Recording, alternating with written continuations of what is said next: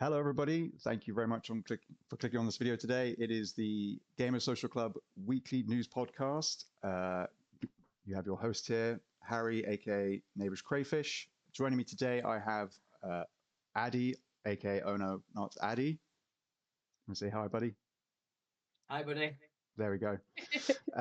We have two other people with us today. I know we were running just a duo last week, but today we've got a full house. With us today, we also have Lady V. Hello, Lady V. Hi, guys. And we have one of our newest members joining us today, who has only been with us now, coming up to maybe a month, I think. You've been with us now, Mark? Is that right?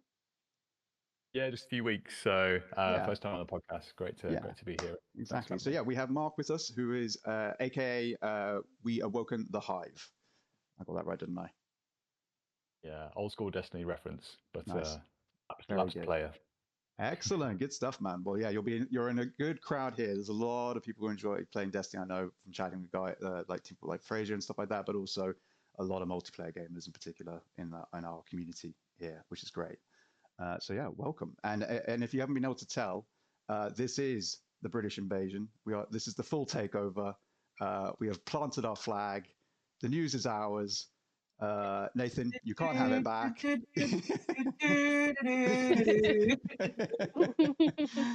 But we will be happy to allow certain members of obviously the Commonwealth to join us, like Dano and Fraze. Yeah, they're more than welcome. But I'm afraid to our American team members, type orders. What can I say? It's tough. Good old school. It's 70-75, y'all. We're making no friends today. All right, so right now for our very sort of ad lib intro, as it has been since this started. You're of course watching, as I said earlier, the Gamer Social Club weekly news podcast. If you already found yourself here, this is useless news. You're already watching, but for those of you who aren't aware, we are Gamer Social Club. We are a website that covers video games. We are written for gamers by gamers, and we deal with the news, reviews, previews, editorials, guides, interviews, you name it. We're trying to write about it to a certain extent, so come along and check out the content. We of course also have our YouTube channel, which you can search for just looking for Gamer Social Club, and we are also present on all most of the social media platforms like Twitter, Blue Sky, Threads as well. If you search for Gamer Social Club on those, you'll generally find us, except for on X, Twitter, where we are gamer_S_C. Is that correct? Yes. Yes. Yes. Yes. Excellent. Right. Now, is there anything else I need to cover on that, or is that the intro done? I think that's the intro done. That's all the important information. I feel it is. Yeah, I feel good about that. If you think I've forgotten anything, please mention in the comments below. But otherwise, we'll crack on with some news. Right. Obviously, we've got some quite big topics to cover today, because the last week or so actually has ended up having some mega stories, ranging generally, unfortunately, on the negative side. So we're going to try and sparse these out a little bit, so it's not all too doom and gloom. But I think we'll have to kick it off with something which is kind of a shame to hear, but maybe the what I would see, even as a fan of the IP, and obviously we'll hear from the rest of the team today. A huge fan of the Fable series, but was disappointing to hear maybe that it was delayed into 2026. I felt it might be only because it's a very packed year for Xbox already, with the first half at least with a lot lined up, and Fable was rumored for the second half alongside Outer Worlds 2, which is still rumored, and who knows what else might come up. And of course they've got all their other big franchises like Call of Duty we still have planned for the holidays and all the rest of it. So no massive strike from me personally, but of course this all came about through a interview that was on the official Xbox podcast with the new head of Xbox Game Studios, Craig Duncan, originally the head of Rare, who of course makes Sea of Thieves and long storied history, and are currently celebrating, or will be celebrating, their 40th anniversary this year, FYI. But yes, he sat down with them to talk a little bit about the general goings on at Xbox, highlighting the games that they showed off at the Developer Direct that we had last month. last month, or is time moving faster or slower? Good. Oh, Okay. Time is still linear, but it is moving incredibly quickly. Just yeah, just about. I'm hanging on for dear life. So yes, they talked for. It was a short little interview, but they covered a couple of topics. But the big one that stood out to everybody was the mention of Fable, and of course the announcement that it was being delayed. It was softened somewhat by a short montage of pre-alpha footage, which does show off a lot of traversal, combat, magic, and some of the really iconic elements actually of the franchise, which is great to see. So we saw the new look of Balverines, one of the key enemies from the franchise, and we saw chickens being kicked alongside a very large chicken that seemed to be a boss encounter maybe, or some sort. Maybe revenge is soon approaching. Who knows? But yeah, like what's everyone's general feel on this? Mark, let's start with you. Do you have much of a history of Fable? Are you a big a fan of the series, or is this something that you're kind of fresh to, and thus it's sort of like I can take or leave it, but what's your take on this? Yeah, cheers, Harry. I think, to be honest, I think it's from what we know about the game, which is limited so far. We've seen one teaser trailer, one full trailer last year, and then just this new 1-minute footage this week. I think how little we have seen so far, that all the signs have been pointing towards the 2026 release. Given everything that Xbox have got planned for this year, I'm really not surprised. It looked to be a really big year for RPGs. We just had Avowed, which has done really well, it seems. We've got Outer Worlds 2, the heavily rumored Oblivion remaster. So it just seems to be probably the right move for them. I think it's about time that we got something from Playground Games. It's been several years since we've had a Forza Horizon. You expect that's probably in development somewhere, but any game that gets delayed, if it pushes it to the right time for it to release, all for that. Just cook it away and take as long as you need.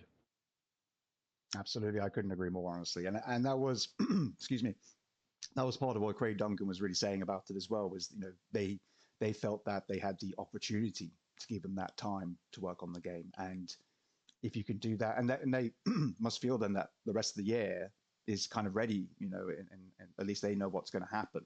At least it seems so. That should hopefully give people some confidence that the second half of this year isn't going to be dry. But at the same time, no doubt, fans who are looking forward to it have to wait a bit longer. But as you said, you're releasing in the right time when it's not maybe so crowded. At least it's not as crowded as RPGs.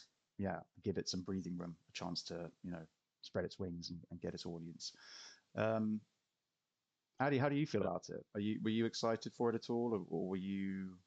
Yeah, I'm super excited for Fable. I always really enjoy them. I think I got into it with Fable 2 and then went back to the anniversary version and absolutely blitzed it. And Fable 3 still scars me because I missed one achievement because the king at the end, like, it doesn't tell you when it's about to end. So I didn't put all the money in the pot. Then it finished. I had to play the whole bloody game again. But apart from that, yeah, I love Fable. But no, I love the look of the new one. But I agree with Mark says give it the time to breathe. We are not going to be lacking for things to play in 2025. It is horrendously in a good way, stacked because there's so much coming out, isn't there? And if you're bringing back Fable after its kind of bumpy ride it had, with Fable Heroes and what have you, you want it to be the revival that we're all hoping for. And if you Titanfall to it, you're not going to get that, are you? So we need to make sure it gets the time it needs, because it looks, just from the stuff we've seen, hopefully that's what it'll look like when we get it, but it looks amazing already. Like, what for the very, obviously it's very, what's the word, seemed like they like, this is what we want you to see, sort of thing, isn't it? At this point, you don't know what it's gonna be like when you handle it, but it looks ace. So yeah, bring it on. I'll happily wait. I've got Avowed to play for now. It's good. Exactly, yeah. Just the fact of what we're getting to enjoy, as both of you and Mark points out, with Avowed and things like that. We're getting Monster Hunter Wilds, people enjoying being a pirate yakuza in Hawaii. We had Sniper Elite.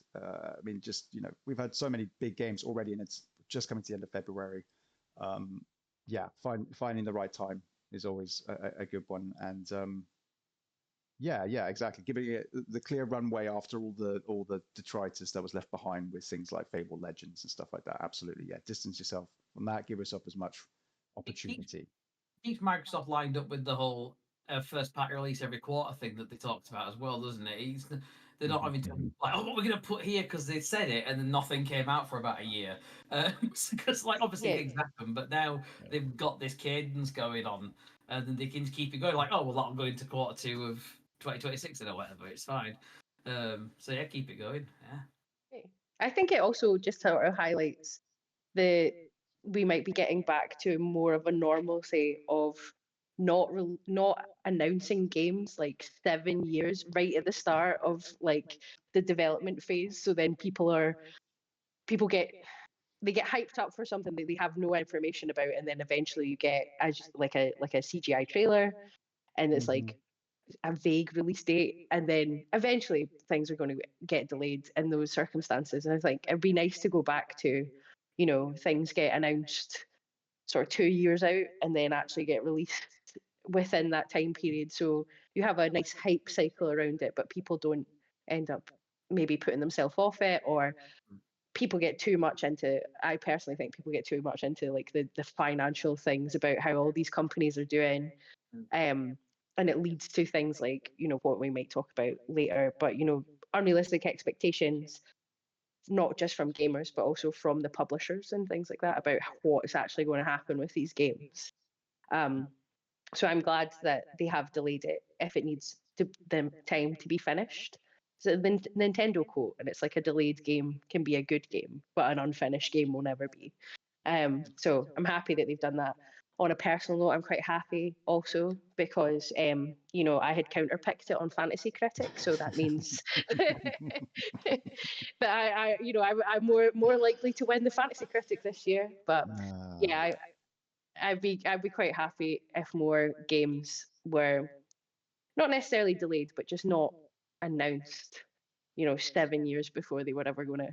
When's the Elder Scrolls 6 going to come out? Like, I'm going to be about 50. Like, the only thing we'll have ever seen will just be that screen that just says Elder Scrolls 6. Like, Fallout was the best example, like from an announcement to a release. It was announced in the summer and released in November that same year. That was like there's time for the marketing and all that sort of stuff, but you're not like you say, we're not seeing Deathloops for the 7th or 8th time. And I love Deathloop, but seeing it for like the 10th time because Sony had nothing else to show because it was coming out, sort of thing. It was like, okay, we've seen it. Just crack on. Yep. I think the thing for Fable as well is that, like, I think we're speaking here from people that know the series, but with Microsoft's big plans to multi-plat just about everything to new, fresh audiences, we kind of forget that this game will be the first big Fable in 16 years when it comes out, and that's insane. And there's so many people that have never played a Fable. They won't have played things like Gears of War. They're PlayStation younger gamers these days. So, the big strategy that Microsoft has got to launch its IP onto the platforms, things like Fable, they really need to land well that first time. And it's been I've been a long suffering expert and had very little since to play the last 10 years. And you know what? If it means it's almost a bit of a joke to wait another year as an Xbox gamer. But if it's another year to get it right, why not? Why not? So be it. Yeah, yeah. Make I think feel old dead though, Mark. Like, Fable 16 years ago or whatever.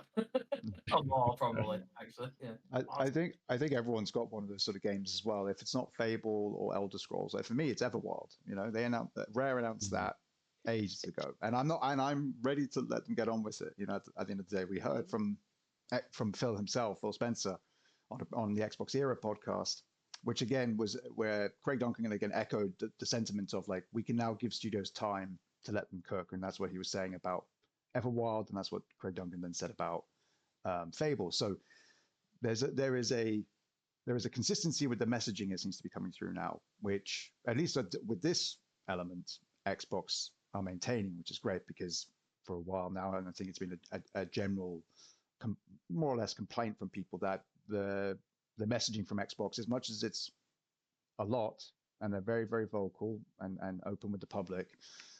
There's a lot of crossing of wires and, you know, statements from different elements of the business saying certain things. You know, Phil Spencer says one thing, Satya Nadella says something that has a slightly different connotation to it.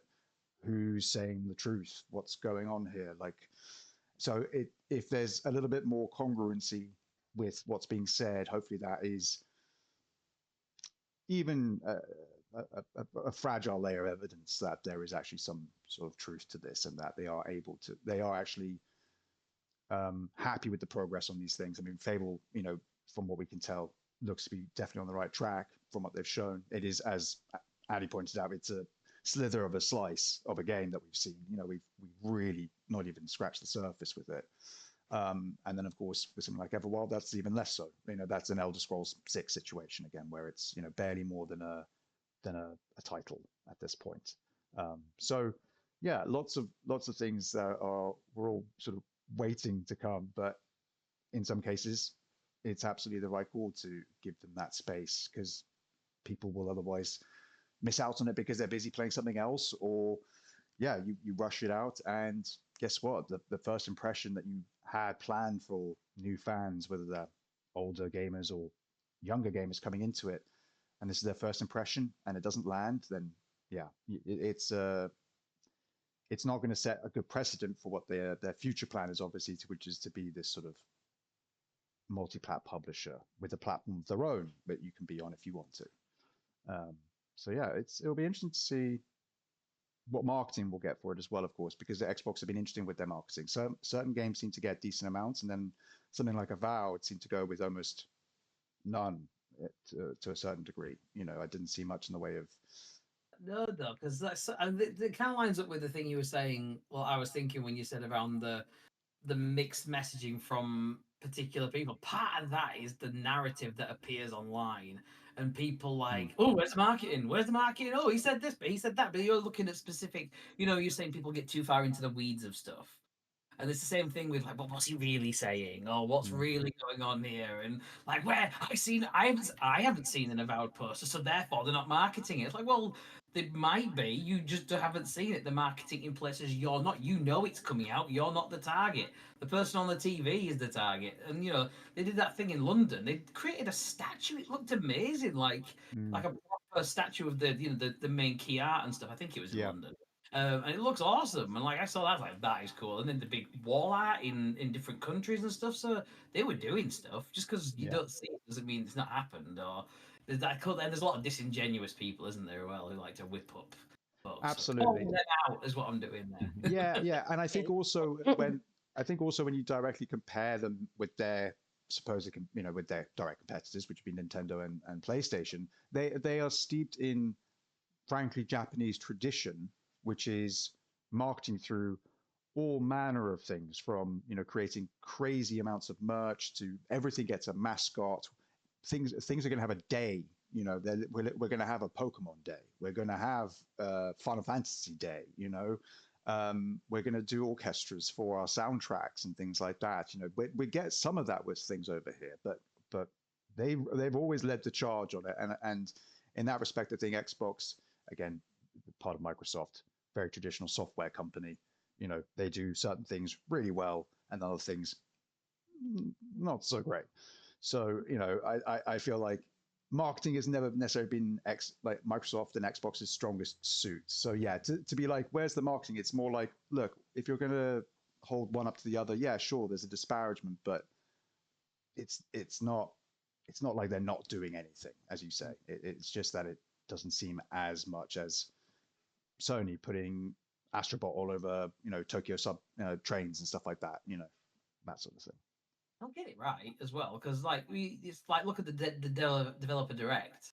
What came before developer direct, and what came before that 3 hours of ID Xbox that nobody watched because it was just bloated, and then it was like, oh, there's too much CGI and not gameplay. So they learn because they do listen to what people are saying when there's, you know, constructive criticism, not, oh, that was shit. So like it's like they will take it on board. So, you know, it's okay to have dialogue, but be reasonable with it, I suppose. But the dev direct now works really well because they've iterated on it, haven't they? Yeah. So same with the marketing, they'll figure out what works.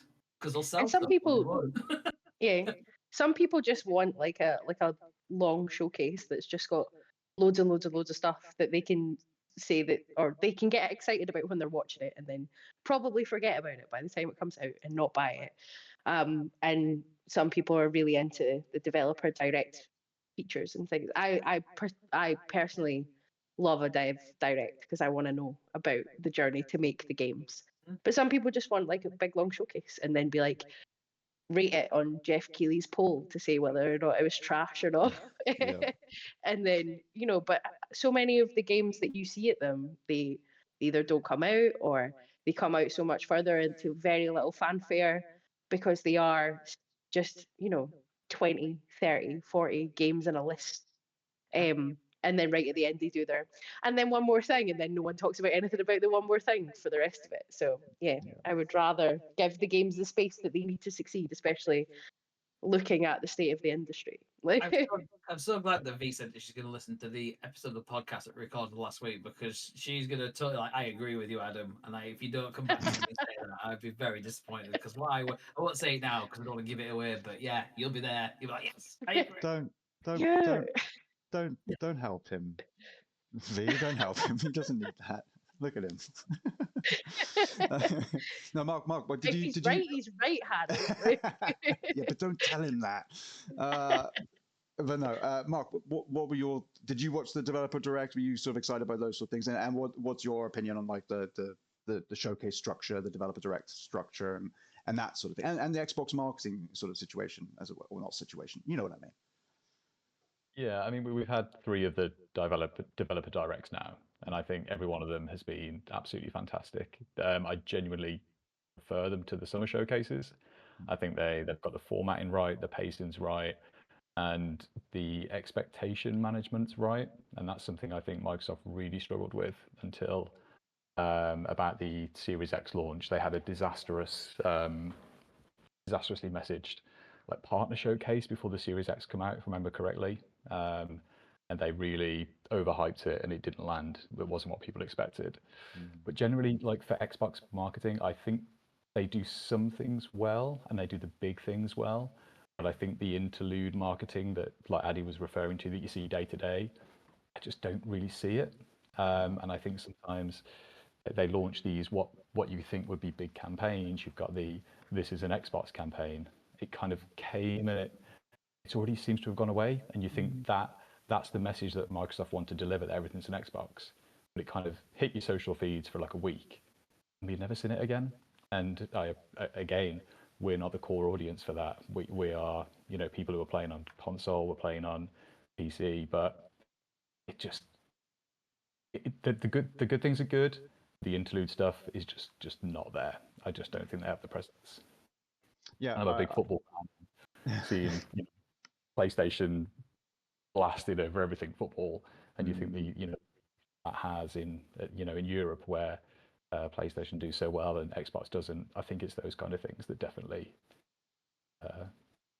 play a part. Yeah, I completely agree, and yeah, and again, good example there with the football stuff, because again, that is, you're talking about the international sport there. Tapping into something like that is such clever, and seems like such a sort of easy one too. Like you like anybody could think of that surely in a boardroom full of execs who have been doing this all their lives as big money makers. And why was no one in Xbox being like, hey guys, this is why we're not doing why if I walk into a we have Currys here in the UK, universal audience. I don't know if you have that where you are. I think people eat curries all over the world. No. Now you're really confusing them. Okay, that's not helpful. I think the equivalent in America would be like a maybe. Is it Staples? A Target? Do they have that? I don't know. Yeah. I'm thinking like, well, everyone here knows what I'm talking about, but it's the sort of place you go to buy computers and stuff like that, your TVs and things, whatever, your Kmart or something like that, I don't know. But yeah, why is it if I walk into there, I'm not seeing like just a sticker put on every single display television saying this is an Xbox? Why have Xbox not done that sort of partnership where it's really obvious and straightforward and simple, but it's constant and it's there in front of people all the time, wherever they go, especially people who are not necessarily, as you pointed out, Mark, in the sphere of gaming like we are, and that's the thing that we obviously will have to try and remind ourselves of, is that we, and often the people we talk to on social media or in Discord and things like that, are just as entrenched, and that sometimes it's about talking to people who aren't and getting their sort of voice on it. As an I aside, think I know how to. Oh. Sorry, Go on, I think I know how to answer that question of why an exec wouldn't think of it. Mm-hmm. As someone who works for actually quite a large corporation, I will not name in case anyone that I work for chooses to listen to this podcast. But it's because like execs aren't people who necessarily actually consume the product. They're not the target audience, so they don't think about what the target audience might actually want to see. So they just don't see it. And sometimes when we see some of our marketing campaigns, you're like, or some of the ideas that come through the business, and it's like, you need to execute that. And I'm like, who do I phone to let them know that this is the dumbest thing I've ever seen in my life? And it's like, no one, because you'll be unemployed tomorrow. So just get it done. So yeah, I think that maybe that's a little bit of insight as to why people in boardrooms get less efficient results in some things, I think, personally. Makes sense. Makes a lot of sense, and very foreshadowing for future topics within this episode, I'm afraid, ladies and gentlemen. But hey, there we are. Any other thoughts anybody wants to have on Fable and generally that sort of topic, the delay and the cadence maybe of Xbox games? I think we kind of said a lot about it, but was there any final thoughts from anyone? I think they had a really good 2024, especially towards the end of the year with Indiana Jones, which probably pipped Prince of Persia, all said and done, to my game of the year, I think, just about. And be landing on PlayStation probably the next few months. I was surprised it wasn't at the state of play recently. But I think throughout this year, what we've got ahead, and then thinking 2026, probably looking at Fable, Gears, got to be time for something Halo related, maybe. Who knows? But maybe that's me being incredibly optimistic with the picture of the chief over my shoulder. Yeah, it's. I think the cadence is right, but given they've got this multi-plat strategy, getting Fable out the way of Grand Theft Auto is just the completely right decision. Anything that goes anywhere near that this year is, I think, as Addy put it before we went live, just Titanfall 2ing anything. Anything that goes close to GTA. Yeah, I still maintain that GTA 6 is going to be next year. Rockstar's history just tells me that that's not coming out this year. I'm not convinced. I might put money in it. I don't.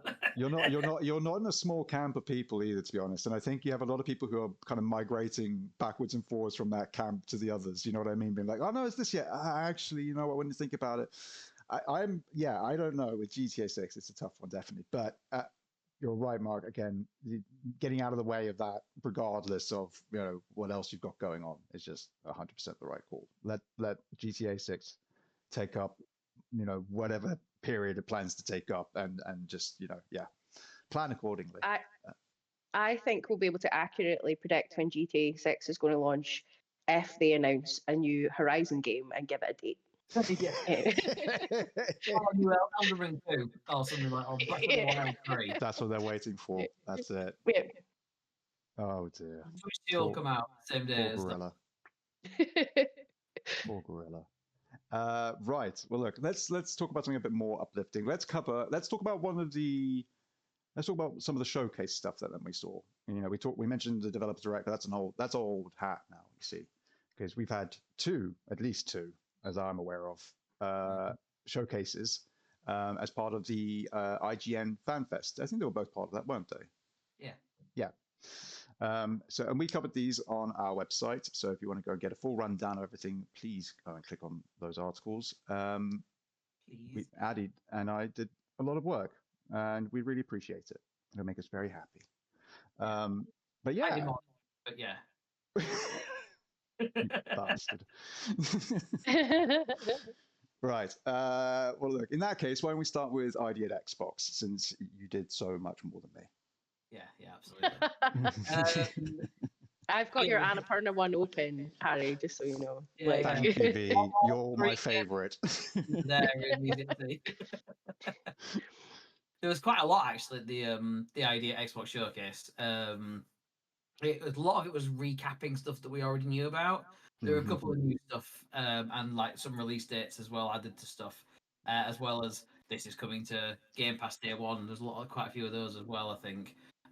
So should I just run through the games that were like we did last time, or do you want to just pick up some highlights from each other? Or let's do some highlights this time, because last time we had a bit more time to talk about stuff. We've still got a few topics to get to, and we've just hit 30 minutes. So yeah, let's just pick some of your favorites, and if you're wrong, we'll point them out. we only saw it last week or the week before, but Liza P. Over DLC. I mean, they ended the show with that, but I love Liza P. So anything more Liza P is great, and it's snowing. I love snow, so give me all of that. It just looks awesome. It just looks very pretty and fun, and lots of sinisterness because it takes place. It's prequel, isn't it? So I'm so excited to jump into that. Although I wish they would tell us when it's coming. I thought they were gonna. Here it is, and then this week it's coming out then, and they didn't. That was a bit of a shame. So I actually. So on the Liza P thing though, so I don't know. I've seen the trailer for it, but I didn't see any of the proper info. So is it co-op? Is it like because obviously in the original Liza P you can't play co-op. You can summon the shadows, but it very much looked like this was a co-op expansion, because obviously there's the two characters. Yeah. I don't know if it is, but I've not seen it confirmed anywhere, because I feel like that would have been a like news in itself, wouldn't it? But I've not seen it, but somebody else might have it. Yeah, no clarification on those sort of details then. Okay, interesting. No. But then again, maybe if there hasn't been a clarification, maybe it's just being treated as it's just like the base game, like nothing like that's changing. It's just more content, of the same variety. Yeah, if you're gonna add co-op, I suppose you'd probably do that for the sequel that we know is coming. If you're gonna like adding a whole new mechanic to a game, DLC, which will probably sell less than the main game, as much as you'd like to hope, is probably not where you put that in, unless you wanted to test it, I suppose. Maybe. Yeah. It wouldn't be the first studio to do that sort of thing of trialing stuff basically. I mean, FromSoft actually themselves, I'm fairly certain, have done that on several occasions between their games. So yeah, makes a lot of sense. There was a Dirtnod, wasn't there? There's a new Dirtnod game. Sorry, I just really like how you say that. Yeah. What?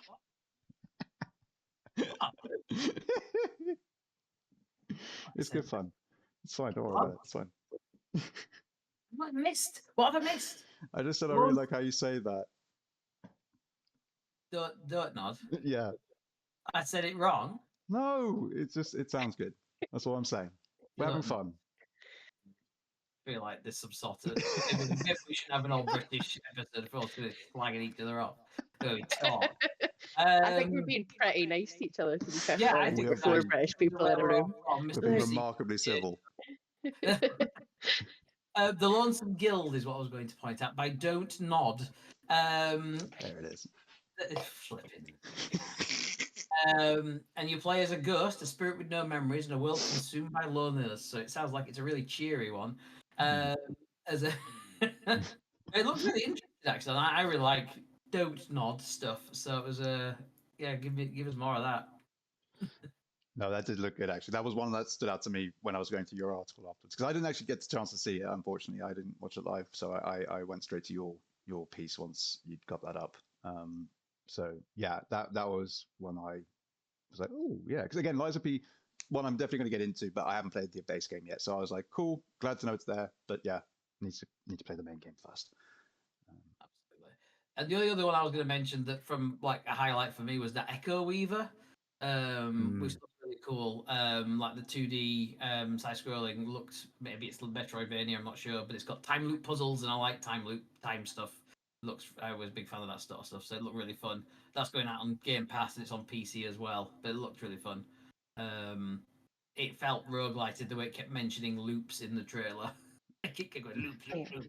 Yeah, that looked really fun to me as well. But I don't know if any of the other guys have got any highlights from that.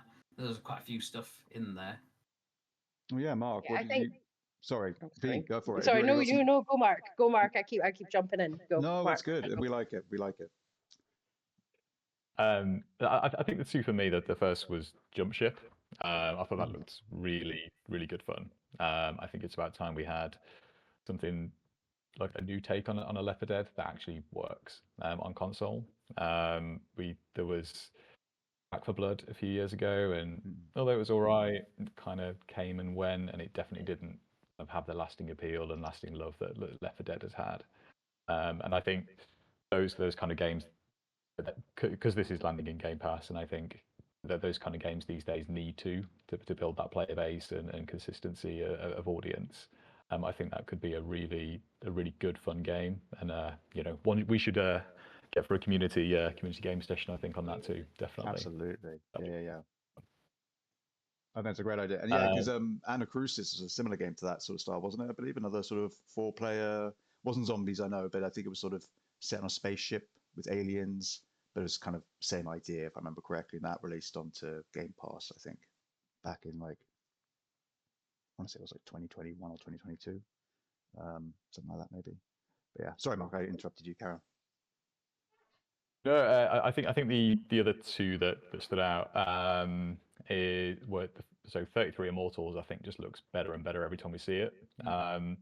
Really intrigued to see how it's going to play out, because I can't imagine the stress of playing with 32 other people, to be honest. I think it'd drive me absolutely insane. Yeah. Like an old-fashioned COD lobby. Yeah, or trying to do like an MMO raid and you got 10 AFKs or something. It would probably drive you absolutely insane. Off on his own, doing his thing. Yeah. Healer's dead, and because he went to feed the kid or something, I don't know. But yeah, I can see it. Yeah, so I think that looks really, really good and better every time we see it. And then I think finally just the plug, and it's not new, but just that more people get to experience Balatro is just amazing. I've not spent too much time with Balatro. I suck ass at the game, and I've only ever had one winning run. But it's just fantastic, and more people get to play it is just great news. Yeah, well, we all know Harry, one this other is person. your choice to play. This is your chance to play Balatro. You have to play it. We know you've not played it. This is your peer pressure moment. You need to play it. I know, and it's on Game Pass now. I can't even make it like a joke like there's dozens of you, because there's literally millions of you. So I can't, I can't keep hiding from this. No, I do want to play it at the end of the day, because I even if it's something that I'm not naturally drawn to, anything that captures people's fascination and interest and excitement that much, you owe it to yourself just to experience it, so you can have a touchstone, just be like, yeah, no, I get it now, I understand. And I feel like that's what I'm aiming for, is to kind of eventually have that winning run, just so I can finally go I have experienced this game to its fullest. Anything more is just me giving into this horrifying addiction. It's not that bad. It's not that bad. I only played it for 300 hours last year. That's not even that bad. Exactly. That's a reasonable amount of time. I was having a couple goes, and it was time for bed, and I don't know how that happened, because I had my tea, and it was 5 hours later. What has just occurred? I couldn't tell you what I've done in that time, apart from repeat the same thing over and over and over again. Video games. High cards. High cards. High card king. Yeah, absolutely. Yeah. That's just Lady V High card talking king, in her red sleep. seal glass. Okay. This is just how Lady V sounds in her sleep, just tossing its hand and just high card. Yeah, absolutely. Sometimes you just need to get that one run, and then you're like, oh, you will understand. I think you will anyway. I think you're right. I think I absolutely will. It looks amazing. I'm just terrified of what I'll become.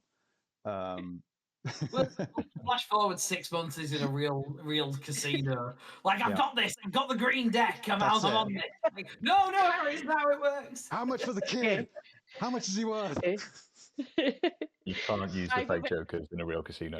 Yeah. 5 of a kind. It's wait, what? Huh? Oh dear. No, I will definitely pick it up though. It's now unavoidable. It's on every single thing. It's like Doom. It'll end up on my microwave, and yeah, I'll have to play it. So yeah, you got me, Balatro. Yeah, you got me. By the end, in the end. but yeah, so that's kind of all our highlights then, I guess. From or V, did you wanted to point out any that we haven't mentioned already? Yeah, so I am also looking forward to Echo Weaver. Mm. I will say it gave me some vibes of my personal game of the year last year, which was Ultros.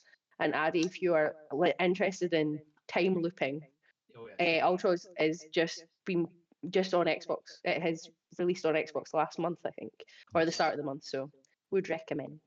But the one that I was really there's a few that I was really excited about. I'm a big fan of Moonlighter, so Moonlighter 2 is exciting.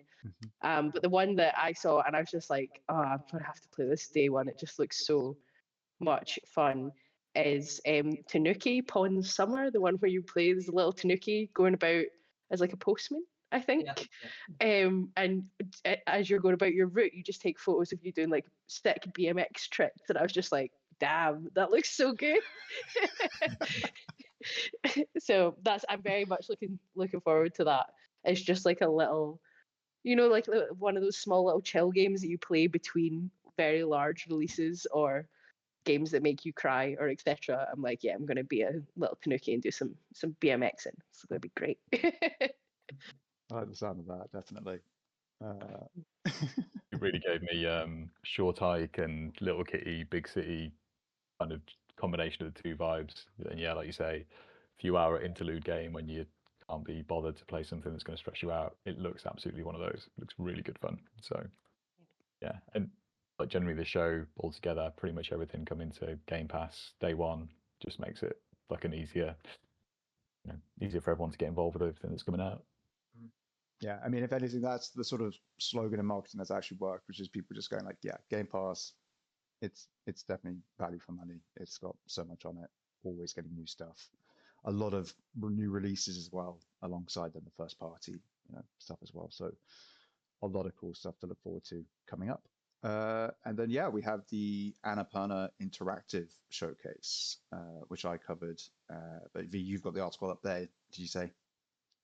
Yep, I have the article. Up in front of me at the moment. Any of them that stood out to you?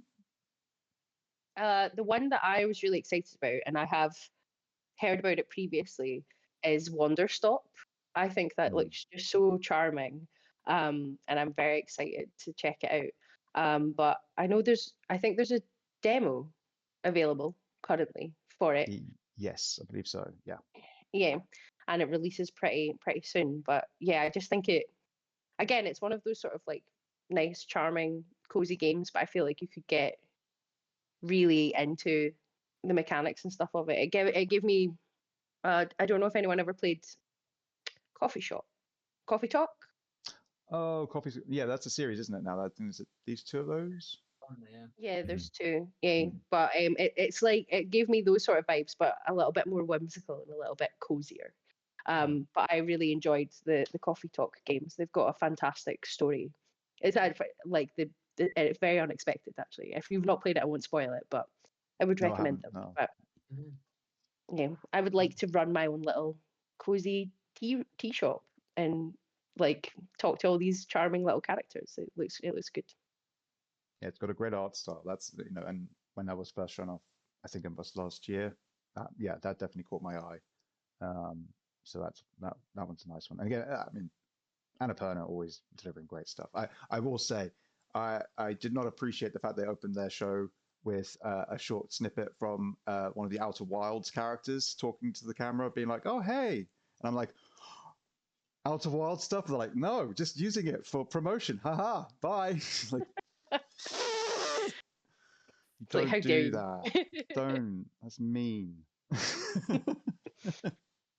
I'd be controversial and say Outer Wilds is possibly one of the top 5 least favorite games I've ever played in my life. You and I are polar opposites, my man. It's in my top 5 greatest of all time. But I can understand why it's not everybody's cup of tea. It is one of those games that I think it's sort of like Marmite. You either love it when you get invested into it and you're like, oh man, I wish it never ended. Or you try it and you're like, what the fuck is this? Yes. Tried a couple of times, couldn't click, but we all have those. Absolutely. Yeah, definitely. I'm trying to think now when I was writing it. Obviously, Wheel World was a cool one, which we also did a little highlight article of, if I remember correctly. Mark, was that you who did that, or was that somebody else? I can't remember. Someone did the wheel one. I was looking at it earlier. I know that was Sean that did Wheel World. Yeah.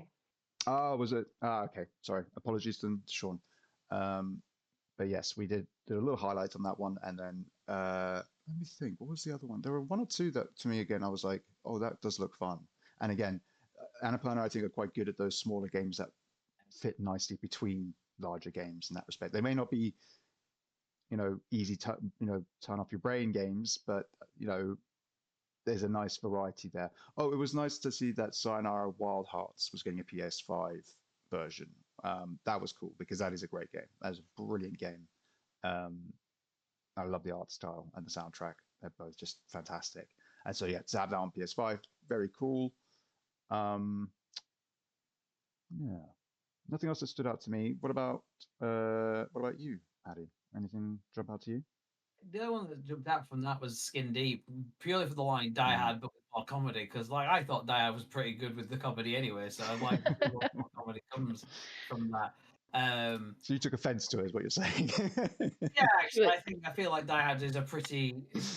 The suspense of the comedy is excellent. No, I was quite intrigued that Annapurna had a thing, didn't they? Because their entire staff walked out in September last year, and it's like, well, it's interesting to see them have rehired or got people back, or I don't know the full what happened after that, like with the story that follows, but they obviously they're still working on things, obviously.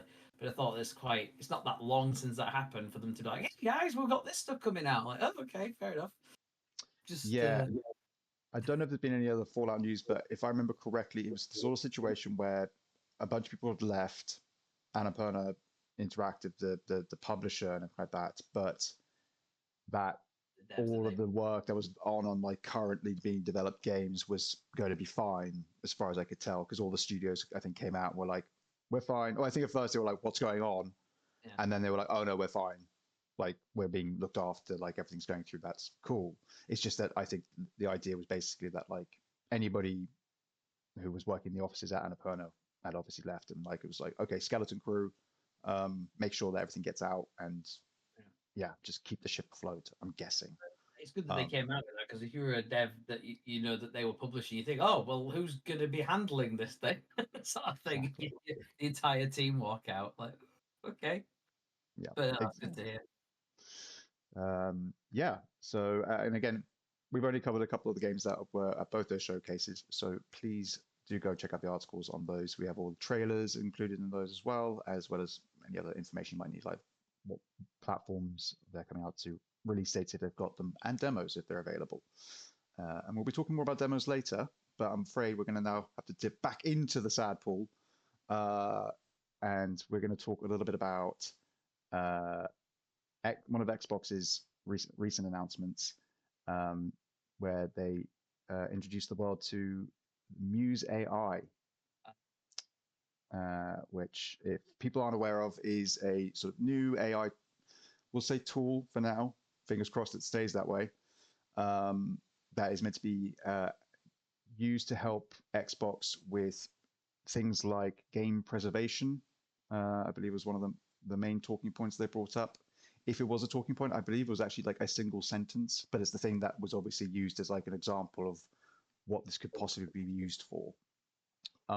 And in the process of showing it off, they were using an old Ninja Theory game that came out when they were first bought up by Xbox, called Bleeding Edge, if anyone remembers that. Yeah. Which was like a sort of... I remember it being on Game Pass. Yeah. A sort of hero brawler type situation. I don't think it really had much of a chance, sadly, but there we are.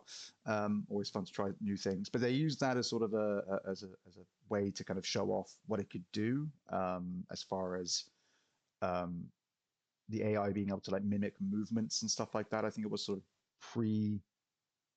of basically pre-suggesting like, oh, the character is moving in such a way, it will end up moving this way next, and then thus it will lead to this movement and subsequent other movements and so on and so on. Obviously, as I'm sure we'll get to here, there are varied opinions on AI and its use in video games. AI has been in video games for a very long time already. We talk about it regularly when discussing NPCs and enemies and things like that, and their pathing and their behaviors and stuff like that. That's all AI based, for the most part, at least. So we're not strangers to it, but we're also not acquainted with it, maybe, and that's part of the problem with AI at the moment. Is that when it's brought up, there's an immediate grabbing of pitchforks and get your torches attitude, which is not to say unfair. That in recent years there's been some pretty serious stuff around AI, in particular generative. I can't say it. Generative. That doesn't sound right either. I'll go with that one. Generative. Yeah. Thank Generative. you. Yes. Yeah. There. Generative, Harry. It's Generative. infectious. Yeah. Thank you, Addy. The only one of us who can talk properly. Thank you. Yeah. What is everybody's sort of feelings on this one? Mark, what's your take on the sort of the Muse AI and what Xbox had to say about it, and its sort of, I guess, the implications of what it'll be used for? Yes, so I wrote an article on the site covering the news, and they were titling it as a generative AI model for gameplay ideation, and certainly not qualified to talk, on AI in its own right. But I think that the general kind of zeitgeist around AI is negative, as you say, and I think a lot of that is the fear of removal of jobs. And when you combine AI in the gaming news space with constant layoffs, not all attributed directly to AI, it would seem, but when you bring the two together, there definitely is an element of fear, I think, that could come into gaming. Just this week, Activision finally spat it out that they are indeed using AI towards Call of Duty content, and although it basically been known for a long time. But just kind of generally my feeling about it, as you said, the AI has been in games for as long as we remember, if not longer. If it can improve games that we play, why would we not want that? Like it's gonna, it can create better enemies, better ways to tackle games. It could help us in so many ways. But I think the tipping point is where we start to see generative games that we're probably going to pay full price for, where we see a downturn in like general kind of creativity, and when we see too much of a leaning on that, I think the balance has shifted too far. I don't think we're there yet. I don't know if we'll get there. Possibly will, if I'm honest. But all the movement around job losses in the industry with AI that could be related to AI is just a bit concerning.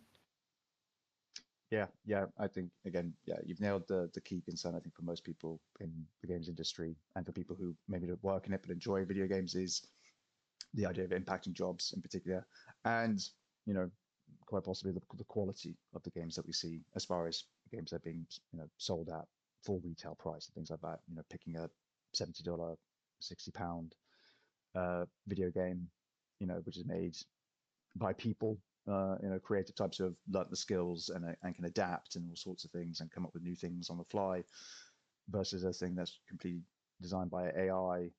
I think you'll be able to not only tell the difference, but there will be a clear disparagement in quality. And yeah, you just as you mentioned it, I just thought to myself how horrifying is the idea of every Western RPG will just basically be a model of a game that can switch between first and third person, and all they do is just change all of the proper nouns to whatever game they need it to be. It's like, if it's Avowed, you're in the Living Lands. If you're in Elder Scrolls, you're in wherever the new one's going to be based, but you're in Oblivion, you're in Morrowind, and all they have to do is just swap those out, and it's just the same game basically, but just with different terminology for the sake of like, oh, the lore. It's like, well, we didn't just jump from Avowed because we were all looking for an Elder Scrolls experience. We like Western RPGs, we like fantasy RPGs, but we like it when they're different. They tell different stories and they have different features and stuff like that as well. And yeah, are we going to get that from AI generated content? Who knows? V, how do you feel about this? Yeah, so no, I agree definitely with, especially with the loss of creativity. I think, again, working in a very large corporate business, we do use AI for certain things, but it would be for like detection systems and stuff like that. So if you wanted to detect counterfeit packaging, for instance, which is something that no one has ever thought about in their life until I just said that, but it's a big part of my job. You can put different things in it that you can train a human how to do it, but it's just not that consistent, especially if you've got a really good fake. Whereas you can put things in it and you can train an AI to do it, and they will probably be able to do it well 99.9% of the time. So I do think, obviously, as a technology, it is going to find its way into all sorts of things that people never really thought about. But in the creative space, if anyone's ever read an article or something like that, and you're like, think it looks a bit weird or sounds a bit weird or reads a bit weird, I think just your brain can tell, because it all just also seems to just merge down into the same 5 descriptive words at all times. Like, it doesn't seem to, it trains itself to the point of what you would want with a quality control tool, but not what you want from a creative experience, which is like simplicity and optimization. So it will optimize itself to the best model. And if you're trying to tell a story, that's not what you want. But I did see on their press release from it that they were trying to teach it how to mimic human player behavior. So, hopefully in the first instance, obviously, like, big corporation using a very powerful tool that can take away people's jobs. So we can't hold out any sort of hope for this. But, if it is used to try and make enemy AI in games like a little bit less, like Assassin's Creed, then you stab a man's friend beside him and then just pull the body away and he walks around for a minute, and then as long as he doesn't walk into the grass or sound, then you can just continue on with your day and then stab his other friend. Like, so if it made things a little bit, like enemy AI be a little bit more realistic, or a little bit more interesting for games, I think that can only be a good thing.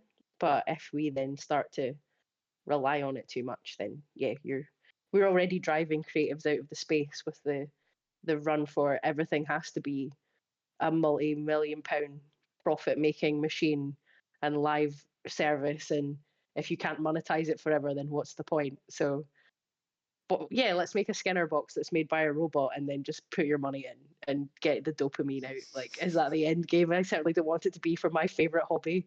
Like, it sounds like a dystopia that I do not want to live in. Like, yeah. No, 100%. No, unfortunately, that is the dark timeline, and it does seem to always get a little bit closer every day. It is, just a little bit closer, and it's just whenever we decide to hop the track. If we do, we'll see. The good timeline is invaders and NPC invaders in Elden Ring, not input reading and spamming dodge infinitely. So it's like, yeah, do that. Use AI to make that not a thing. Like, absolutely. Yeah, I can agree with that. What about you, Addy? Are you looking forward to the dark future of AI? I can't wait to be a human potato clock or whatever it is that we have when we just wire us into whatever they're going to generate with it, and the T1000 will keep us there or whatever. I think the AI is a tool, right? It shouldn't be, but it shouldn't be doing the job. It should be helping us do the job. And like both V and Mark have said, if it gets to the point where it's just doing everything, then will people lose their jobs as a result of that? That's not how it should be. It should be doing the mundane, the menial stuff, help make the job easier doesn't mean you have to lose people's jobs. It means you can do more. It means you can do things quicker. It means you could release more games rather than having the same release time window and going, oh, it didn't make as much money. Off you go. We'll sack everyone. Money. Like you could release more iterations of games and stuff and do different stuff with it because you've got tools that help you try stuff out or does the really time, labor intensive stuff as long as you've got the oversight of people, because people get into the creative stuff because they love doing it. Like they want to write really cool lore and design awesome stories, or they love, illustrating or creating these really cool vistas that you realize in a world that you can explore. And I've got a really cool idea for gameplay. Let's not just copy and paste something because it sells well, and we've had that for decades, haven't we? Not through AI. So it's just like kind of what was Pete said earlier. You've got an exec who doesn't understand what gamers want, going, oh, this is going to make us some money. This will keep the shareholders happy, so let's do that. But actually, people get turned off from it because like Mark was saying, the kind of the conversation around AI. As soon as you say it, everyone's like, what does that mean? Like, I've set fire to a small part of the Amazon to create this six-fingered zombie. Great, okay, good stuff there, guys. But like, just don't do that. Just enjoy the games and industry and stuff. It's wild to me. But like, yeah, make it as a tool and not be all and end all with it. I think that's fine. Bit of a rant there.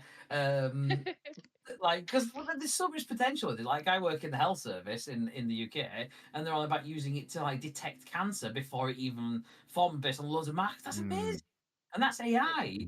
But like, if you said AI, like, oh my god, but like, it's about having the conversation with folk. Like, I'd call like Activision going, no, we didn't use AI, and then going, oh yeah, no, we did use AI. Feels like you've got something to hide. Yeah. Where you just like be open about it. Well, we're testing it because we want to see what it looked like, and the artwork's pretty cool, right? Okay, it's got 6 fingers, but it's a zombie. Probably okay, right? But like, if you have a conversation around, people will get less het up about stuff. If you say, "Oh yeah, we use AI all the time for NPCs or training, the AI models to react better to players and stuff," then people will be less, "Oh, you've used AI. I'm not buying your game." And then there's people who've done all of the other creative stuff, but you've heard the word AI, so you're not going to buy somebody's game. That's what I worry we get to as well, because actually, if it is used properly and people have put years of time and effort into something, we don't want people to not buy the game because they've taken a stand against something they think they're taking a stand against, and it's not the thing that they're taking a stand against. If that makes sense. Oh yeah, absolutely, absolutely it does, because it's exactly what's happening. We're not going to dive into this topic of conversation, absolutely not, because we'll be here forever. But it's the whole DEI thing, just in a very different way, where people again are going after a thing that doesn't actually exist, but because of something else existing there that they think it is, they think it exists. It's the same situation, just about a very different topic in that respect. And not to conflate them completely, but just like, yeah, it's I think it has something to say again about, unfortunately, the general gaming community, the sphere that we find ourselves in, and generally talk about when we talk about sort of the passionate gamers and stuff like that, the people who are reading these articles, watching these interviews, watching and listening to podcasts and stuff like that about games. So yeah, it's not a surprise, and I mean, as I said as well, I'm not keen on the idea of what generative AI is bringing and things like that. But I also recognize that, there are plenty of examples which are already being used all the time, and you've been absolutely fine with it because ultimately it hasn't affected somebody else's job and it hasn't ruined your experience. I can only imagine the number of times, like, take a quintessential horror scene in a game where you've walked into a room and guess what? It's full of mannequins, and you've got to walk to the other side of the room and they're all going to stay still. And then when you get to the other side, you're going to pick up a key and the lights are going to go off and they're going to come back on. And when you turn around, all the mannequins are near you and they're all frozen, but in different positions, and they're crowding you. Everything in that room made by artists, and, they've rigged all the models up together. Have an AI choose the random positions and stances they take when the light flickers back on. You don't have to have someone go through each individual one and like have them be perfectly positioned. It's like, no, just have an AI look up a bunch of different postures from a website and let it just give those mannequins different poses. No one's going to have lost a job because of that, because there've been people, all the other hard work has been done. That there is the monotony of it. You know, you've got to position 30 mannequins that are all doing this in slightly different ways. Solve that. No, let a computer do that bit. I want to deal with the textures. I want to make sure I've got rips and strands, and you know, I want to add the sound effects. So you know, there's like slight shit. You know, so they sound like they're slightly shaking or something like that. That's the important shit. That's the stuff that for us we really go like, oh, this is what's bringing the game to life. Whatever positions the mannequins are in, we're not going to really care as long as they are fulfilling the role of they're coming at you, they're attacking, they're putting you under pressure, they've moved. No one's losing out on that front, as far as I can tell. I wait for a developer to tell me I'm full of shit, but until then, I'm right. So there we are. Thinking that I was into this in the first place, though. And good Exactly. good AI can actually enhance games, and we see that. Hmm. And I know we're going to go on to talk about, you know, the Warner Brothers situation, She said but like both Fear and Shadow of Mordor have like specific highlights of when enemy AI is used to like full effect to to enhance the game. So I don't know if anyone else played Fear. I'm pretty sure it's a pretty well regarded game. Oh, loved Fear. Um, Absolutely but one loved of the Fear. reasons, Fear Files was the one. Oh, so good. one of the reasons it was considered to be such a good game was because of the way that they did the enemy AI. So most of the time, I think AI is just like that. Not most of the time. Again, I'm also not a game dev, but I watch a lot of documentaries about game development. But they used a process called, it was like goal orientated action. Oh, I've forgotten what the last word is. But yeah, they used a specific goal orientated action planning AI technology for it, which meant that instead of using just standard like pathing, again, so an enemy does a specific thing when it thinks you're in the room or something like that. Each enemy AI has a goal, and if that goal is to like find the player, then it will update how it tries to do that based on what's happening. So if you try and hide, instead of like giving up and just going back to a standard route, it will try and go around the back to find you and search in different places and stuff. Which meant that the enemies were more unpredictable, but it means that it's a much more fun and dynamic game to play. So you know, that's an example of AI being used to really enhance the gameplay of a very good game. You know, everyone that I know that's played it, I think I got halfway through it. I was absolutely terrified of it. Like, but yeah, it's a really good game, and that's, you know, an example of when AI, you know, AI in video games, as you say, has always been there, and using new technology to do it can actually really enhance the gameplay of it. And I mean, obviously, everyone's aware of the Nemesis system in Shadow of War. It was so good that Warner Brothers patented it because they're that type of guy. But you know, like, 1936, they've used it once and never used it again, and no one's allowed to use it. Yeah, Genius you're still not allowed to play. What? Are you still not allowed to play mini games on loading screens of games because, like, Konami patented it in like the 80s or something? The bastard. So imagine how it's amazing how self-sabotaging the video game industry is when you think about it. Just like the amount of shit we do to ourselves. It's just like, why?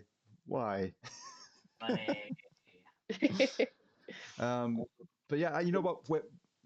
We're here now. Let's get into it. Well, let's talk about Warner Brothers, because we can then end on a high note, or at least a higher note at the end of the day. Something nice to talk about. So yeah, you've obviously already mentioned two of the older titles that, you know, were sort of part of the studios that unfortunately were caught up in this new Warner Brothers news, which is that unfortunately 3 studios have been shuttered under Warner Brothers, that Warner Brothers Games, their sort of game department, including Monolith Studios. One of them's a named after again Warner Brothers, and it's called a San Diego studio or something like that, isn't it? Sorry, what was that? Warner Brothers Games San Diego. Thank you. Yeah. And Player First Games. Play First. Thank you. Yeah. So those 3 studios have been shuttered, unfortunately, and with that as well, the cancellation of the Wonder Woman video game. There has been a lot of fallout from this on social media, if anybody's been sort of paying attention to that sort of stuff. Obviously, nobody's breaking any NDAs or anything like that, but a lot of members of the team are coming out and just talking about how special things like Wonder Woman were. That they thought the fans were going to be really excited, really happy with what they were making, but unfortunately, it is not meant to be. And yeah, we are 3 more studios down, and 3, well, very storied studios, as we just mentioned, bringing up, at least 2 of the biggest games from out of those sort of studios there, with Shadow of Mordor and Fear, but they were involved in a lot of others over the decades in the gaming industry. So these are no small losses by any stretch of the imagination. Any studio, frankly, getting shuttered is a dreadful shame. And obviously, all the best to all the people affected by that.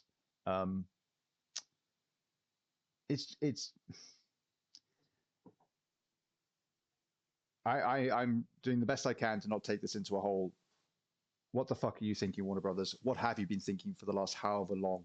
Because every podcast is currently doing that. They're getting a lashing that none of them will be listening to because they don't care. They've made that abundantly clear. They don't understand the way they talk about IP, about what was the word they used when discussing was it them and Lord of the Rings? Or was that somebody else? No, that was Embracer, thankfully. No, that wasn't them. But no, their general attitude towards IP is clearly one-dimensional, frankly, and lacks all imagination. They're frankly very lucky that Hogwarts Legacy did as well as it did. Without that, I don't think they would have even got round to releasing Suicide Squad and things like that. I think all that stuff would have been shuttered a long time ago. But that's just my take, and I'm trying very hard not to shake with rage. Somebody else talk for a bit. Mark, how do you feel about this? Yeah, I wrote an article on the site last night about this, and again, I just what thoughts go out to people that inevitably will be unfortunately looking for employment this morning, and real thoughts go out. Can't imagine what that would be like.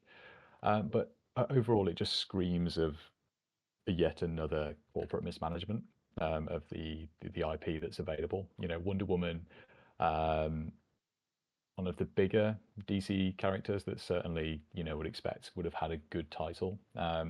Although that said, admittedly, it's been in development for so long, there's clearly something wrong with it. But anyway, they've got such a catalogue of IP here that they've just not really used well. Of course, Hogwarts Legacy, as you said, Harry, was like a runaway success. That's going to be a series in its own right now. They're going to continue to make DLC and sequels for that, I'm sure. But I just think that there's so many missed opportunities here. The Arkham games, they don't need any introduction to people listening to this podcast. And where have they been? Since Arkham Knight, there's been nothing apart from a couple of, VR, and that's no, downplaying to VR, but it's not really what people want. I think Suicide Squad, I think the game, like the premise of Suicide Squad could have been really good. But what actually they put out and attempted a live service shoot 'em up, like, what the hell were you doing? That really isn't what people wanted. And then you've got the Harry Potter Quidditch game. Like, why was that not free to play? Why was that a 25, 30 pound disc release that 50 people bought? It just seems that everything was mismanaged, and based on what the execs have come out and said, that they're just going to go back to the what will be their stalwart franchises: Mortal Kombat, Batman, and maybe dabbling in a bit of Game of Thrones, however that may play out. But yeah, pretty bit of a shambles, for want of a better word. Yeah. Has there ever been a good Game of Thrones game? So I was going to say, the Telltale one I enjoyed. But Really? Oh God, I hated that game. like that's not even like that was like passable because Telltale were all right, but like flipping heck. Like, What a really, miserable that's experience. like all combat, fair enough. Game of Thrones, what? Batman, All those. Harry Potter, yeah. Yeah, the Game of Thrones. You mean all those like microtransaction filled slot? They're Game of Thrones gambling slot games that you could download through your phone that are just like to make you like the things that you see people like play on stream on, what is it, Kick? Is that the streaming platform where you're allowed to do all the gambling? And that's the quality of Game of Thrones games there are. And they're like, damn, we need to get more of that Game of Thrones game money. It's like, what are you talking about? Like, I don't understand. It's just all very depressing. And the fact that Martin hasn't got the decency to finish any of the fucking books, frankly, as well. It's just it's just insult after injury at one point, isn't it? It's just like, come on, give us something good. Too busy standing behind the writers of Elden Ring and saying he wrote it. Yeah. What he's doing, isn't it? I was involved with that. Okay, sure. I wrote the bit that meant that all the Empyreans had to have shadows and then failed to give 3 of them shadows. Like, what the fuck are you talking about? Yeah, exactly. Nonsense. Yeah, it getting back to obviously the sad topic at hand, though, it as Mark said, it definitely speaks to mismanagement. It speaks to a lack of understanding, and it goes back to, again, like I said with V earlier when we were talking about our first topic of conversation. It's there's a cynicism, there's a lack of care, there's a lack of passion at the top of a lot of these places, and we're fortunate that a lot of them still have people who love video games running them. Say what you will about someone like Phil Spencer, the man's a gamer, and as much as for a lot of people that will sound like a stupid statement and we should take that seriously, you need people like that working in this industry. You don't want people who have no love for the art form that they are trying to make money out of. Just not caring about it, because ultimately it's going to lead. We'll end up with crap games before even the AI get involved. If we were just to let that happen, frankly, we would end up with the worst form of slop, which we're already getting, and it's what's leading to all this. But of course, the wrong people are getting punished for it, as is the way of things, it seems, in this world. I had to have Jeff explained to me in Discord how how certain things work in the States when it comes to like, oh yeah, no, this film's not going to make enough money, but we've made it. Let's just not release it, and then we can get a tax write-off. And I'm just like, make it make sense. Yeah. Who does this benefit except rich people? I don't get it. We finished Wile E. Coyote versus Acme, but we're never going to release it, and we're just going to write it. And I love Wile E. Coyote. We're never going to see that film. I know. I was very excited for that, and they did it with the Batwoman film as well, didn't they? That was them. Yeah. Well, I think it's not just their gaming division. I think, to your bigger point, like Warner Brothers as a whole has just shown such a lack of care and respect for all of the IP that they have and have inherited, or more realistically bought over the years. And because it's all about just the executives making more and more money. And as you say, it's the creatives at the bottom that then suffer from it, because they are actually passionate about what they're doing. I can't imagine that the way that Suicide Squad Kills the Justice League actually ended up being was the initial vision for that game. I don't think anyone at Rocksteady went in and was like, oh, that Avengers game that was trash, why don't we do that? Like, I don't think any of them wanted to do that. Like,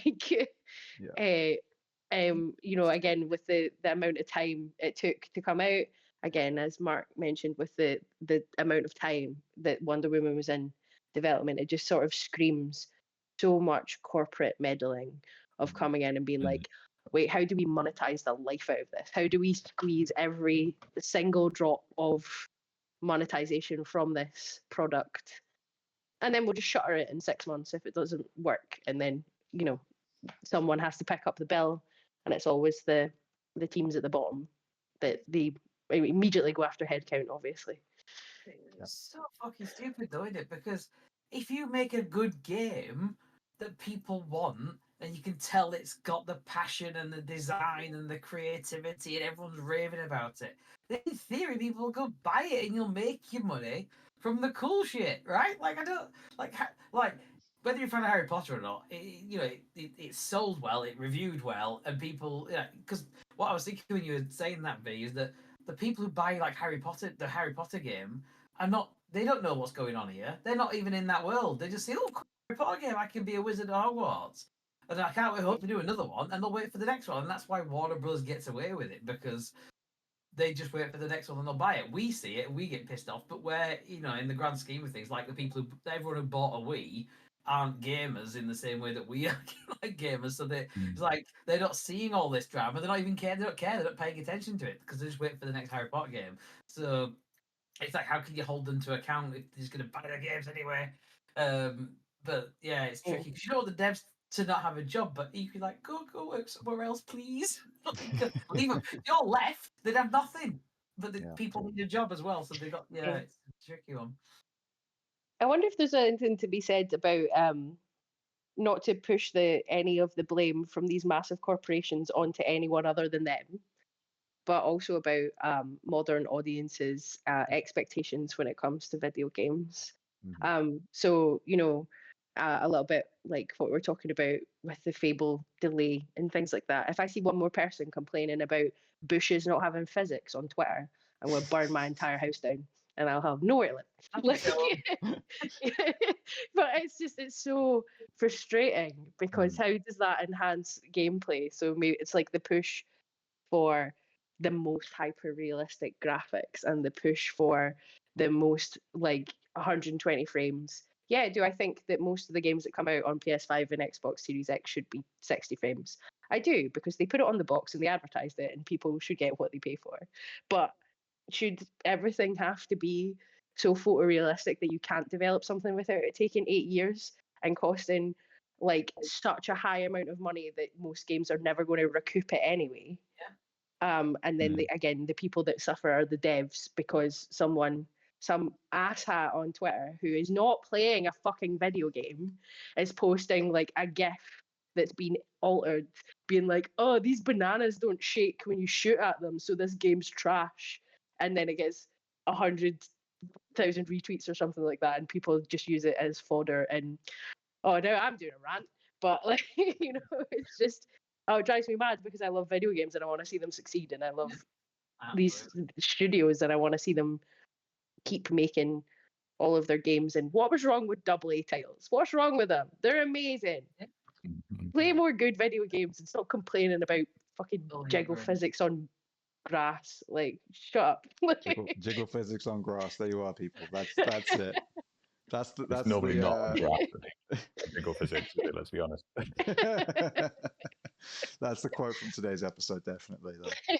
That's the trailer, isn't it? It's just jiggle physics on grass, and that's it. But no, you're absolutely right. The chase, the constant chase for hyperrealism from studios, I think, is more often not a kind of a bad move. The expectation of the audience to have everything be perfect, and if it's not, then it's not worth playing. I've talked about this with people. I can't remember if I talked about it actually on any of the podcasts, but there is a strange elitism that is a odd knotted ball of a lot of different things for gamers, and it's tied into FOMO, it's tied into buyer's remorse, it's tied into the console war. It's a really, really nasty like clump of mental age of being a child. Doesn't help. Certainly doesn't help. It's just, it's not great. It doesn't help anything, and it just forces these narratives of like, this game is not good because it's not this thing that we don't actually have to compare it to, but it's what I wanted. It's the ideal that I'd hoped that I wanted it to be, but because it isn't that, immediately it's shit now, and not to get into it, but like, I'm all for comparing games and stuff like that, but recently we've had a lot of situations with RPGs immediately being compared to Baldur's Gate 3, which I understand because it's another RPG.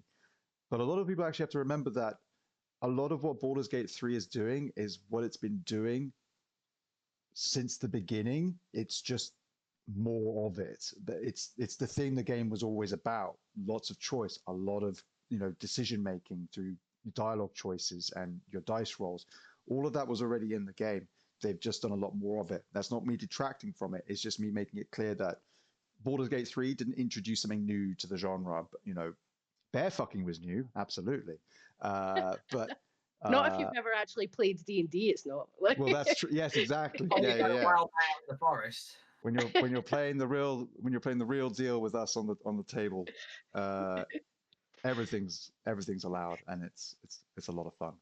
I mean, what would be the point? Like, there's like embrace variety. Not everything has to be Baldur's Gate 3. Like in that example, yeah. Well, again, people were talking about Avowed and how it didn't have romance options, and again, the developers decided not to have romance options because they didn't want to just input a whole bunch of like fill up bar, get gift, kind of quest lines. I know you're deeply upset, V. I know I can see it through the screen. You're distraught. She's crying right now. It's just because I'm in love with the fish man. It's not because the writing is bad. Everyone in the Discord knows. It's personally for me. This is a sore subject specifically on Avowed. I have a framed photo of Gareth McKinnon from Mass Effect on my wall right here. And this is my dining room table. So if people come to my house for dinner, they have to look at him while they eat. Do you wait for them to say hello to him when they walk in the room? No, they don't have to address him. Yeah, they don't have to. But yeah, the fact that Kai is voiced by Brandon Keener and I'm not allowed to romance him, I'm just like sad, big sad. But it's fine because Tumblr is already feral and fan fiction exists, so we don't need to it's good old Tumblr, eh? Dear me. Right. Sorry, Mark, what was that? What is Tumblr, or is that not for right now? Oh, Tinder? We'll let V explain that to you off the air. But otherwise, this episode, which is already now about to hit an hour and a half, will be an extra hour long, I imagine. So we'll dive into that another time. Thing though, I would totally forgive them if they give me a new Animaniacs game. Just gonna say because I love Animaniacs. You're part of the problem. I'm part of the problem. No, I'm joking. Obviously, they are dicks at the moment, but equally, don't kill Animaniacs, please. I love it so much. Why not? That's all we can hope for at this point. A sequel to Hogwarts Legacy and maybe an Animaniacs game. Yakko and Wacko. Whenever they say York Warner Brothers, it's just Yakko Wacko and Dot's, the Warner sisters in there somewhere. So nice, real nice, Addy. Yeah. That's how it was with the Warner Brothers. I'm the Warner sister. That's how it was. Don't you dare shame me. That's how they did it. I learned the nations of the world. I will not be belittled. That is a good song. It is a very good song.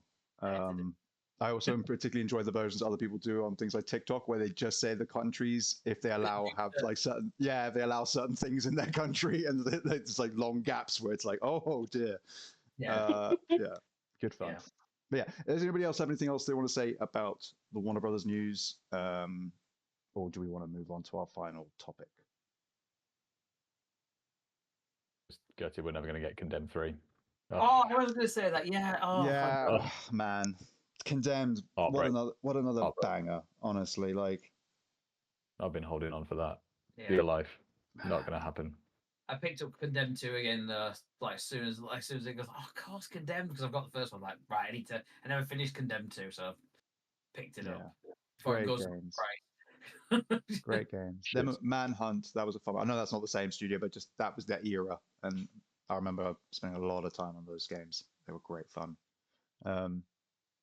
Anyway, enough of being sad. Let's move on to a nice light topic to finish it all off. We are in the midst of Steam Next Fest. Now, for those of you who don't know what that is, It is a twice yearly event that Valve have on Steam, where a bunch of studios, a bunch of developers, ranging from indie up to AAA and everything in between, if it still exists, put out demos for people to try and check out and get a taste of the games that will be coming out later in the year. A lot of the demos tend to be only available within the time frame, which has been running since the 24th and will be finishing on the 3rd of March. So it's not long, but they're a great opportunity for people to kind of discover a bunch of games and for a bunch of developers to have their games discovered. Our good friend Fraser has actually done a great write-up on this for people who are not yet sort of inducted into the Steam thing. I myself have only started using Steam really this last year, from joining the site and things like that. And, things like Steam Next Fest were a complete enigma to me. I had no idea what they were. I assumed they were just another sale that they did, because that's all I ever heard that Steam does is sales. So I just assumed it was another one. But room with lots of moisture, to be honest. See the rocks. The walls are so wet. That's why I keep you on here, Addy. That's why I keep you here. But yes, so we, of course, have all been diving into a bunch of demos here at the Gamer Social Club, in particular because it is a great opportunity for us to find more content for the Gamer Social Club demo disc, my little baby, which I want to help walk and eventually run, and we'll see where it goes from there afterwards. I don't know what it'll evolve into. Maybe it'll fly. I'm not sure. But there's AI coming back around again. But yes, it is a cool time to find some really interesting different types of games out there, and you'll find they've got charts that make it easy to find stuff for different genres. You can limit them by even things like whether or not they're VR compatible, if they're co-op. Yeah, and of course all of these are free to try, which is great, and it's helpful for the developers with these games because it gets them out there, gets their games out and about. Wish lists help them by bumping them up the charts so they can get seen more by other gamers who are perusing, looking for that next cool game they want to get obsessed with. So yeah, and that is again what we do the demo disc here for at Gamer Social Club, is to sort of highlight demos throughout the year. Once at the beginning of every month, we'll be doing it on the 3rd of March, since it is the end of Steam Next Fest, and it allows us then just to clarify, because with the demos we like to share and have on the articles, we like them to be demos that are available hopefully until the game at least is released, and with the trend being that demos only last for the event itself, we wanted to double check that anything that we were adding to the issue was still going to be available and not just full of a bunch of dead links. That would suck. So expect a larger issue with a fair few more demos this time around because of Steam Next Fest, and expect a nice variety of them to be included. We like to try and pick a whole bunch, and we have nearly all of us now on the site kind of chipping in, which is really cool. But yeah, has anybody here been playing any fun demos that they'd like to talk about? Any games that they've tried out that they think need to be mentioned? Oh, being very quiet. I would like to talk about a little puzzle game called Is This Seat Taken? That I've been playing the demo of. It's like essentially it's like you're in a variety of places, like or a bus or a cafe or in a park and things like that, and it's little shapes who all have nice smiley faces, but you have to move them around in order to fulfill all of their wants and needs for how they would like to sit in this small area. And it is just such an addictive little gameplay loop that I can only recommend it. It's a really small one. The art style is incredibly charming, but yeah, it's one of those ones it starts off pretty simple. It's like, oh, I want to sit next to the window, and I don't want to sit next to someone who smells, and stuff like that. But then as you go into it, trying to get every single person's specific wants and needs turns into like this very large sort of map. So I can see it getting like very brain teasery and very not difficult, but makes you think the more it goes. So I will recommend that one. It's a great little game, and I think everyone should check it out. It's also tiny, so just go look at it. Lovely little indie title. I love the sound of that. My mind, I immediately went back to when my ex-wife and I were getting married and organizing all the tables and who was going to be sitting at which table. And it very much reminds me of those sort of conversations of like, oh no, we can't have so and so sit next to her because then they, this will happen. You'll get drunk, and then he'll say something really inappropriate and all this sort of stuff. You know what I mean? It's like making sure that the evening must go smoothly. Yeah, I like that. That's really good fun. I'm gonna take a look at that. Is this seat taken? Is the name? Is it? Yeah, fantastic. Okay, I'm gonna check that out definitely. Mark, have you had a chance to dive into any demos for Steam Next Fest, or any demos from anywhere, frankly, because the demos are always about anyway. So if it's something else that's been around that came out beforehand, feel free to share. Yeah, I must admit, I'm not a PC gamer. I'm a bit of a console peasant, if I'm completely honest. But just been having a look at what's been coming out through Steam Next, and in hope that some of it will eventually find its way to console. One that did jump out to me was something called Petrified Pawns, which looks to be somewhat of a chess adventure game where you make moves around a map using chess moves, but essentially things have HP and you've got to attack things, which looks really quite interesting. And there's not very often innovative takes on chess in video games. Occasionally you just get the run-of-the-mill chess simulator, but something that actually utilizes the, what actually really blew up as a tabletop game again in COVID and still has a really good following.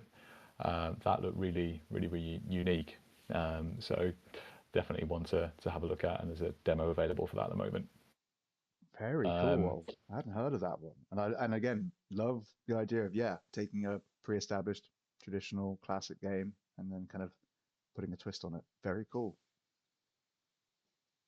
I'm thinking of Yoku's Island Express now. Oh gosh, anyone's played that? I was going to say that with the pinball.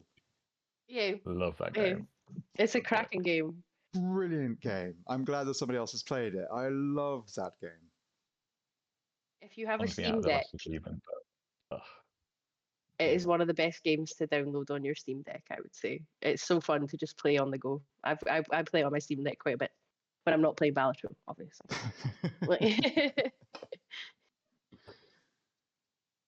Oh, brilliant.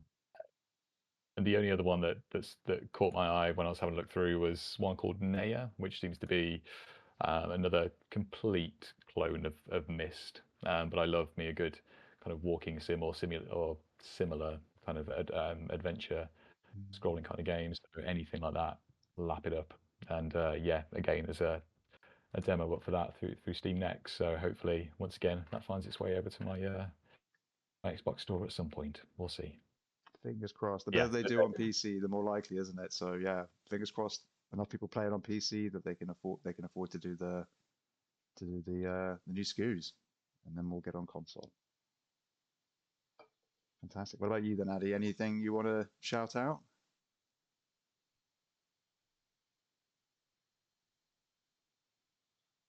Oh.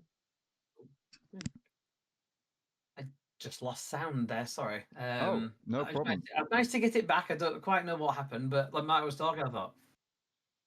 Oh no. I didn't hear anything you guys said there for the last minute or so. So. Oh well, you can watch the episode back, and you'll get all the. No, Mark was telling us about a game called Naiad. Did you say it was? Yeah. Looks like a very much a rip off of Myst, but in a good way. So that's looking pretty solid. So yeah, they were the few that I spotted on Steam Next. There we go. And then I wanted to hear from you, Addy. Were there any demos or any games that you've been enjoying? You want to shout out? I am not. Well, I have been quite vocal on it before, but I'm not a big PC player. I think it's an absolute farce. Playing on PC. like, oh no, my combobulators don't work with the flim flams, so therefore I can't play this game. You're going to give Russell Hashtag stop. Yeah, but I've only played like 3 games on my PC ever, and that was because of the site, because the review codes I've had have been all PC, which I've been infuriated by, because I've had to buy a new PC to be able to continue to exist. So I know I don't. I got more and more grumpy as I said that. But I'm not even a big demo person, actually, if I'm honest, because like I've got so many games in my backlog that I don't want to waste. I don't want to waste time. I use quotation marks for anybody listening on audio. Waste time trying a game. My progress won't get saved. If a progress carries over, I'll consider it. But otherwise, like I'm gonna miss achievements. I'm gonna have to restart. That was really tricky. I found all the collectibles. I'll have to do it all again.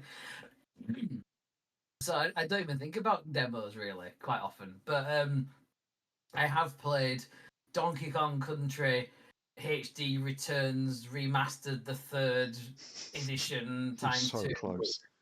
Whatever it was. It's like the 3rd time they've released it, isn't it? They released it on the 3DS and then on the Wii, and then they brought it back again for the Switch. And I've not played it before, the remake one. I loved the original Donkey Kong Country. So I was quite intrigued to actually have a go on this, because actually is able to, because you can try it for free because it's a demo for it, which is nice.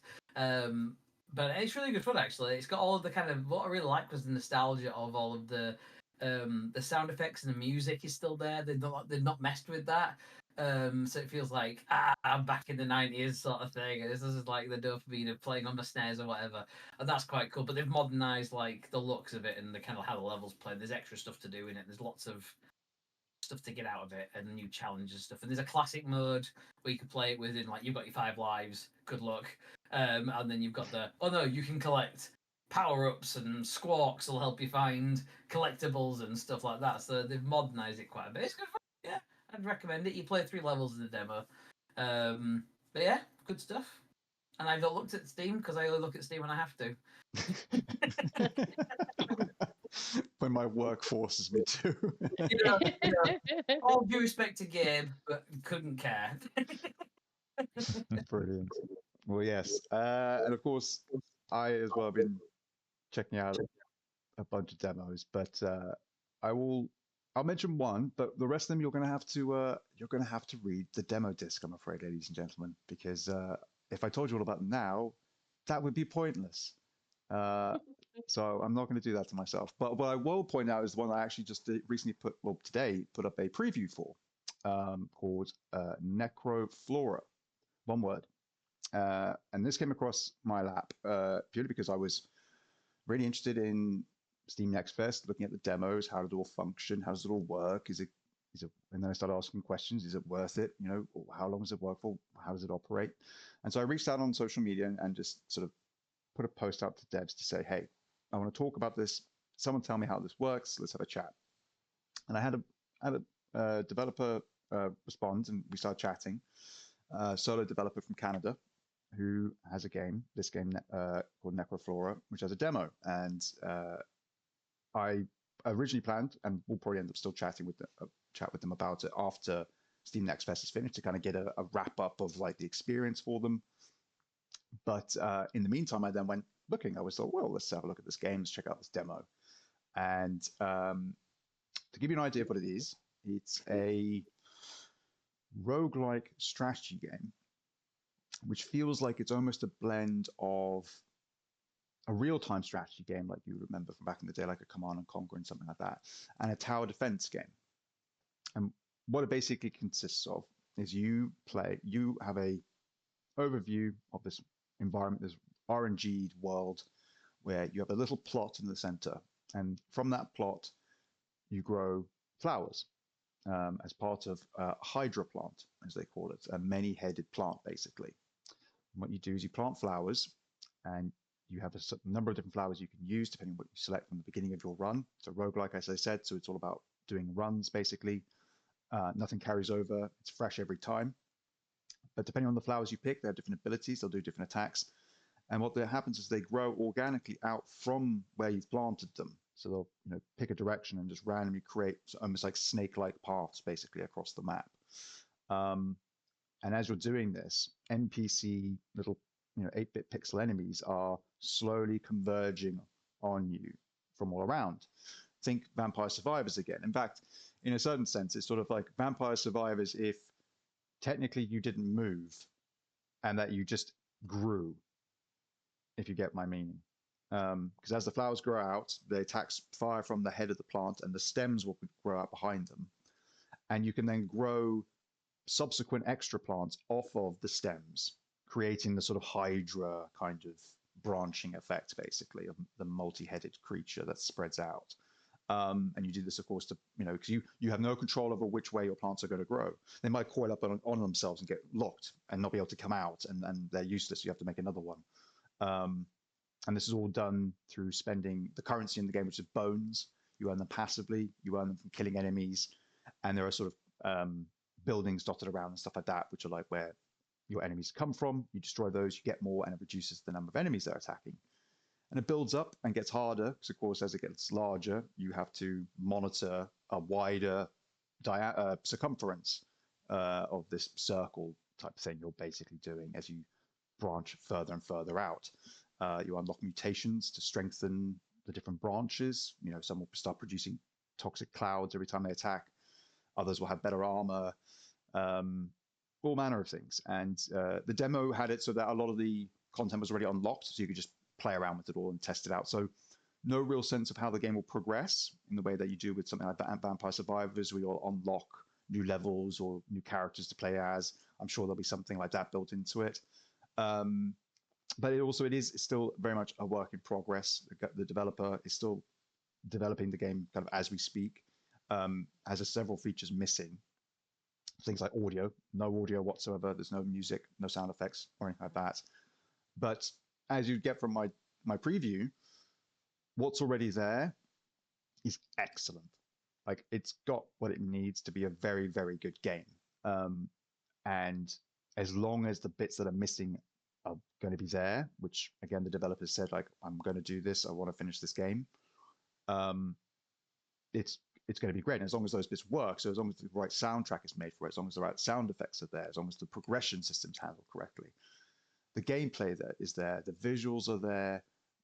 It's a great, fun little thing that I don't think it's going to be sort of like a next Balatro or anything like that by any stretch of the imagination, but it's definitely got the indie darling vibe to me about it. And the other thing to mention as well is that it is actually currently on a Kickstarter. It has a Kickstarter, very, very reasonable Kickstarter with a very low goal, funny enough. And it's just a hit over the halfway point, but it does end in about 3 days. So if anybody's interested, check out the article, read my preview, download the demo. It's free. It's a lot of fun. I put nearly 2 hours into it just to play my preview. Didn't have to. I certainly got the gist of it after a couple of runs, but damn it if it's one of those, one more. That's what I mean. It sort of feeds into that same feeling. And one of the great things as well is that once you finish your run, if you get destroyed, you have a health bar at the top. Once that's emptied, you can then get a stat screen that explains, how many squares you filled, how many enemies you killed, all that sort of stuff. But then you can zoom out and you can see the full sprawl of your Hydra.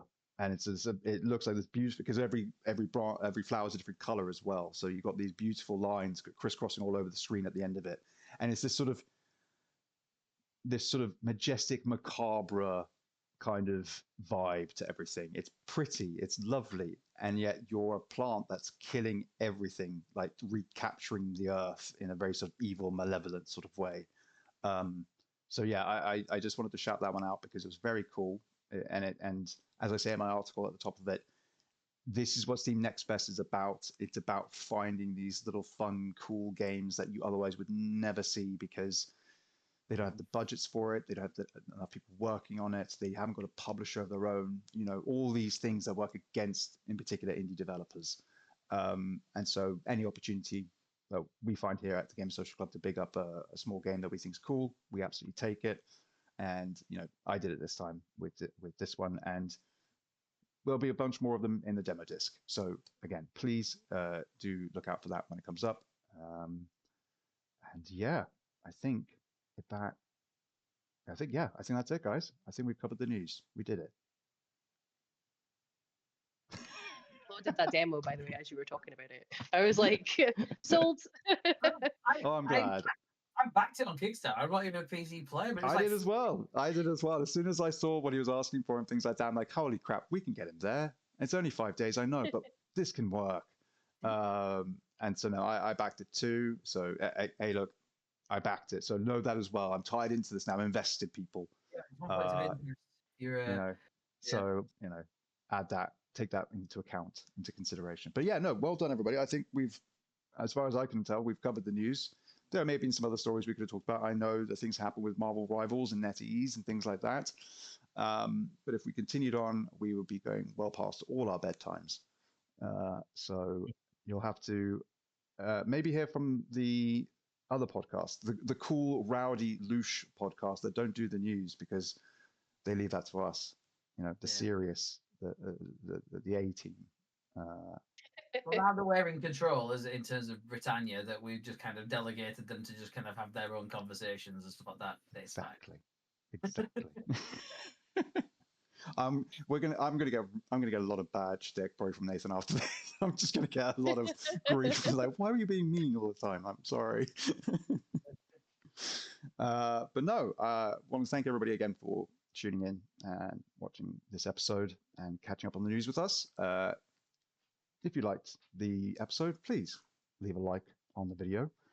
If you have anything you'd like to share with us in the comments, keep it clean, keep it fun. And if it's anything critique-wise, feel free, because we're always looking for feedback. We need it desperately. We don't know if we're doing well if we don't get it, honestly. Numbers don't tell us everything. They tell us some things, but not everything. And of course, if you want more stuff like this, subscribe to the YouTube channel. And if you want the written content, please visit www.gamersocialclub.ca. We are, as I said at the top, on all sorts of social media platforms. You can search for us on those. On Twitter, X, we are gamer_S_C. Otherwise, Gamer Social Club you'll find us. I am at let me think, which one do I do first? Twitter again, I'm at GRevolution, capital G, capital R, EVIEWLUTION. I'm not really there that much. Probably shouldn't follow me there. It's a useless account. Otherwise, I am out at Knavish Crayfish on Blue Sky and everywhere else generally. So yeah, if you're looking for me, Knavish Crayfish, the K is silent at the beginning. I shouldn't have to tell you that. Lady V, where can people find you? You can find me as Harabiel on Twitter, but again, I don't really use my Twitter all that often. So Lady V-GSC on Blue Sky is probably the best way to get in touch. Or if you fancy it, you can add me on Xbox. I'm always up for new friends to play games with, and that is Naklim, which is NACLIMBE. So. There we go. Mark, where can everybody find you? So everyone can find me over on Twitter at core_Xbox and on Xbox Live at We Awoke in the Hive. So commonly playing a bit of a mix between single player and multiplayer games. At the moment, that is a guilty pleasure of EA Sports FC, which is really guilty.